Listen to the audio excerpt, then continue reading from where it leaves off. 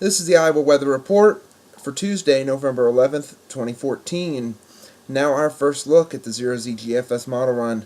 At noon today we have this system moving through. It'll be slowly pulling away from the state, but the cold air that it's bringing down from the Arctic is not going to be going away anytime soon. In fact, it's going to last the rest of the week into the weekend and even possibly into early next week. See the storm system pulling away. Could see some snow showers early in the day in our eastern and northeastern counties. Otherwise, the skies should be slowly clearing off, but it'll be a slow clearing. Highs will not be near the 50s and lower 60s it was yesterday. It'll be in the 30s and maybe even upper 20s for highs today, and it looks to be the same here even on Wednesday. Highs in the 20s and 30s. Partly to mostly sunny skies around, but any flurry activity would remain to our north. Going into Thursday, you can still see the cold air still around. Highs still remaining in the 20s and 30s, lows in the teens.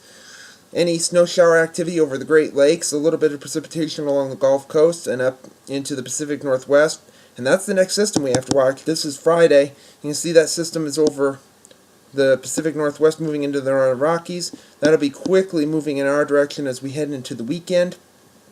You can see here, as we move into Saturday, this could begin to move into our western counties with a little bit of light snow activity. It will likely be in the form of some snow, with the cold air still in place across the country and across our part of the country.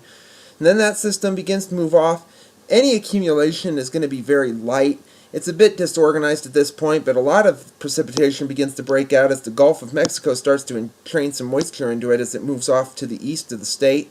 And then by early next week, you can see it really bombs out a low over New England into the Canadian Maritimes, and it just reinforces the cold air back into the state as we move into the early part of next week, which unfortunately is looking like it's going to continue even by next Tuesday. See the flow pretty much coming straight out of Canada at this point. It's not as sharply coming straight out of the North Pole as it is this week, but it's still coming out of the north and west. That's going to keep the temperatures at or below average, likely in the 30s. Maybe we could be breaking 40 in some areas if this is to be right, but it's still a week out, and this could change in the coming days.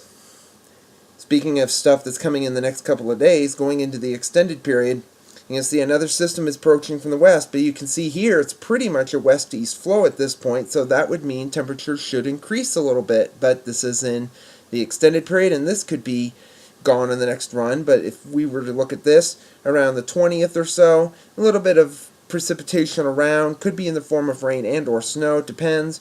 Looks like readings would be near seasonal levels if this was to be correct, somewhere in the 40s if this is right. But now we're at the end of the forecast, around the 24th, 25th, around Thanksgiving time, a bit before. Trough over the west coast, trough over the east, bit of a ridge over the west, but we still have a northwesterly flow coming out of the northern plains in southern Canada, and that means cold air is coming back, some snow showers breaking out over the Great Lakes, some rain and mountain snow in the west, and a system moving off eastern Canada into the North Atlantic. And then when we take a look at the satellite image from last evening, you can see there's this big white cold air just seeping in from Canada. You can see the system. It brought quite a bit of snow over Minnesota and Wisconsin into the Dakotas yesterday, and a coastal storm off the southeast coast will be moving in further into the Atlantic.